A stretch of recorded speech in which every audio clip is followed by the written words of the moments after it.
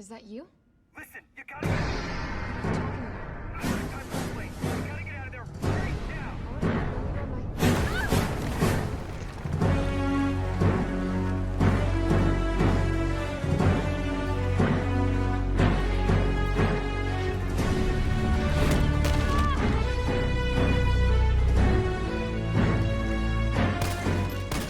Well, I'm making that joke in a timely and current fashion, aren't I? Actually, to be fair, Goldberg did fight at WrestleMania this weekend, so I'm safe. I'm still cool. To be fair, I'm actually far more worried about if WWE are going to let me have that music without copyright striking me. So we'll find out, I suppose. Anyway, howdy, folks. First off, thank you to everyone who watched my Bravely Default 2 demo first impressions last week. Very much appreciated. And welcome to my review of the Resident Evil 3 remake. Not, I noted, the Resident Evil 3 Nemesis remake. Among other things we've trimmed from the game, apparently that subtitle was just taking too much time out of people's day. You know what? I jest, but we will talk about the controversy up front. So the single-player portion of this game is around 5 hours long on its first playthrough. To be honest, for what the game is trying to achieve, and we're going to talk about that in terms of its mood, its gameplay style, and just the overall experience, I actually think 5 hours is about perfect. Being longer would have actively harmed it. I'm not going to talk about the concept of 5 hours being value for €60, or whatever it cost in your area, because honestly I think that's a bit of a false argument. For starters, I don't know what your money's worth to you from day to day, and, you know, there are a bunch of folks out there who are complaining about the Final Fantasy VII Remake being too short, and that's clocking in at around 40 hours. So yeah, I'm just putting it out there on the front. The game's length is around 5 hours. I'm not going to take length as an indication of quality, so we're going to move on and discuss the game itself. I mean, in terms of the game's quality, just look at it. The re-engine, is it re or RE? Because it's the Resident Evil engine. I'm going to say re-engine, it sounds better. Anyway, the re-engine has gone from strength to strength since Resident Evil 7, and finally getting into Raccoon City proper using this engine after it was sort of teased in Resident Evil 2 is wonderful. Everything looks so almost photorealistic. I was taken out of it a little bit when I found that the grocery stores still had loo roll during an apocalypse, which as we all now know is completely unrealistic. Actually, the opening moments of the game have this whole live-action pandemic thing going on that really feels a little bit too close to home right now. So I don't know if that was in there before all this started, or if it's something they added, but it actually really did add to the atmosphere, so kudos to them for that. There are a couple of less impressive graphical moments. Some of the zombies in the background of certain sections are embarrassingly shoddy looking, to be honest. And the standout poor moment for me is actually the giant head that's supposed to be rolling down these stairs that I'm showing you currently. I haven't slowed this footage down, that's just what it looks like. And it's a shame too, because these moments actually really kill the atmosphere the game is building on, which is otherwise brilliant. I said that the game being longer than it is would harm its quality, and atmosphere actually would have been the first casualty of that. Not since playing Dead Space 2 have I seen a game try and hybrid horror and action together, and actually have it come out quite so well. The zombies move in a way I've taken to calling slow but sudden.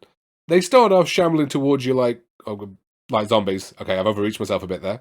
But honestly, it's surprising how close they can get to you all of a sudden, and if you've got more than one doing that, they become unmanageable extremely quickly. The game's gone this route of giving you a fairly hefty amount of ammo, especially for a survival horror game, but the zombies, even the weaker ones, are bullet sponges, but in a good way. These guys just won't drop, and if they do, they're not staying on the ground for long.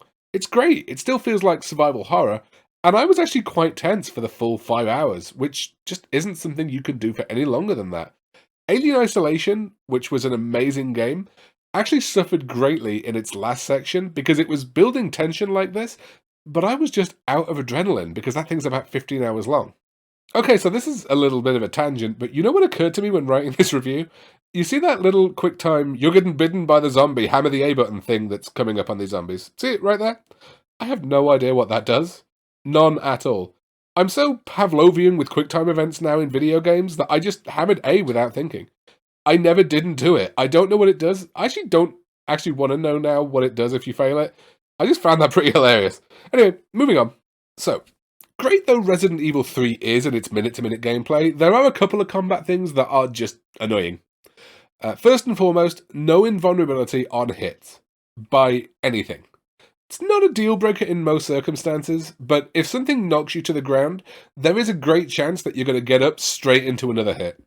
And the Healy items are doing the survival horror thing, even if the bullets aren't, so you'll often end up stuck in a bad situation health-wise, simply because after you got hit the first time, you couldn't do anything about the second one. There is a dodge mechanic, and it's okay for the most part, but it's got this weird, heavy sensation to it, and it's over-animated. It was probably deliberate to stop you just spamming the button, but combined with the lack of iframes, it's all but useless outside of one-on-one scenarios, and those are pretty rare, to be honest. So, we talked about the minute-to-minute atmosphere being great, but what is it you spend most of your time doing? Honestly, I was gonna say running and gunning, but it's mostly running, which is in keeping with the whole horror movie vibe. There are a few puzzles, but they're toned down even from the Resident Evil 2 remakes level, though that's kind of okay. Any more than there are would break up the flow of running for survival from one area to the next, and that's really where the game excels. The one thing I will say about the lack of puzzles and general exploration, really, is it makes the inventory system a little bit of a pain in the neck. Resident Evil 3, let me drop stuff. It shouldn't be a problem for me to drop my grenade ammo, pick up a green herb, use it. Yeah, I know Resident Evil fans using a single green, but bear with me. Pick back up the ammo I had and be on my way. But I can't do that. Once something's in your inventory, either you're using it, it's going in the item box, or you're discarding it forever. No dropping allowed. There's actually an achievement for never using the item box as well. I can't wait to see what that thing's route is like. I certainly won't be playing it myself, but someone out there will do it on YouTube. Anyway, again, it's not a deal breaker, but in a game where it legitimately feels like almost all of the fat has been trimmed away for the better, it feels a little bit weird to have this kind of inventory system for what feels like brand loyalty. And I know there are going to be a lot of folks that disagree with me out there and think this would be just dumbing things down further, but it's unnecessary. Anyway, we've been leaving off talking about him till now. Let's have a chat about Nemi. I love Nemesis in this game, even more than I love Mr. X in the first one. He's there from the first minute of the game, more or less, right up until the end, and when he's not around, you never quite feel that he stopped chasing you. It's just so satisfying to watch this guy absolutely no-sell every single thing you hit him with. Bullets, grenades, C4, a claymore mine, even no-sells rocket launchers and just keeps coming. There was a definite moment of, oh crap, when I realised he could run and jump now as well. He just gives zero shits about anything and isn't shy about letting you know it. He's truly the star of the game, which is why it's a little bit of a shame you don't see more of him in the second half. It wouldn't have needed much, maybe just an encounter in the hospital section or something. Maybe they'd have felt he'd worn out his welcome if they'd done that, I don't know, but I would have been happy to see just a little bit more. One thing about Nemesis, though, I recall hearing in the press for the game that some safe rooms were not going to be safe from Nemesis. Did that get dropped, or did I just misunderstand what they were saying? Drop me a message in the comments if you know, because unless I missed one, it's certainly not in the game. I will give a quick mention as well, though it's not something I'm really reviewing here, to Resident Evil Resistance, which is the multiplayer game, basically its own separate game that you get with Resident Evil 3. It's a 4v1 asymmetrical multiplayer affair, and from the few hours I've played, it's okay. It's not going to set the world on fire. I've played it for a few hours and I'm kind of done with it. If you want to check it out, I would probably do so soon because I was finding it difficult to get a game, and that's never something that changes for the better. But it exists. If you had the complaint that things were only going for 5 hours, that will give you an extra few, I guess. So to sum up, Resident Evil 3 is exactly what I wanted it to be. It's got a few flaws, but we are now in a position where we can play all of the main Resident Evil games back to back and have them all looking gorgeous and playing in this really exciting and refreshing way. I'm not going to be playing Resident Evil 3 this time next week, but I can guarantee you every evening around Halloween, it's going to come out and get played for an evening, probably for quite a few years to come. I still play the first Dead Space every Halloween. So on that basis, I'm absolutely giving the game a recommendation. Something else, just as a slight epilogue, there's been a lot of talk about if Capcom should remake Resident Evil 4 in the re-engine, and I'm actually kind of 50-50 on that, if I'm honest. I don't necessarily think it needs the update, but I'd absolutely buy and play it if it did. We know Resident Evil's on the way next year, so I'd guess that's going to be their focus, but I know they're also sending out surveys currently asking if people want more remakes, so who knows, it'd be interesting to see where they go with that. If they were looking to remake something in the re-engine that could definitely do with it, I would have a think about doing the original Devil May Cry trilogy.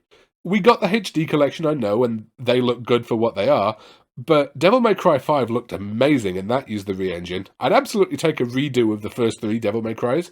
They might actually make the second one a decent game, which would be brilliant. Anyway, folks, thank you very much for listening to my review and bearing with me this far. If you would like to follow me on Twitch, you can see the links on your screen, and they are in the channel description as well. You can follow me on Twitter here, where I will talk about what I'm playing next. No surprises here, it's going to be Final Fantasy VII on stream for the next week or so. which is also what I'll be reviewing next week. I also have a Patreon set up. If you would like to contribute and help me keep the lights on around here, you can find that again at the link on your screen or in the one on the channel description. Thank you very much for watching, folks. I will talk to you all next week. Until then, peace. I'm out.